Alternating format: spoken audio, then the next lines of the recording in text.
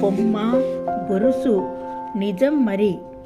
అంత్యనిష్ఠూరం కంటే ఆదినిష్ఠూరం మేలు. అయితే పందిరి మంచం కూడా తాకట్లో పెట్టి 16 రోజుల పెళ్లి జరిపి బావురుమనుకుని ఆదినిష్ఠూరం తగదేమో. పుట్టబోయే సంతానం గూర్చి చెలవలు పలవలు పేర్చి కథలు చెప్పి తన్నుకొచ్చే సందేహాల ఊపిలో నిండారా కూరుకుపోవచ్చునేమో మరి.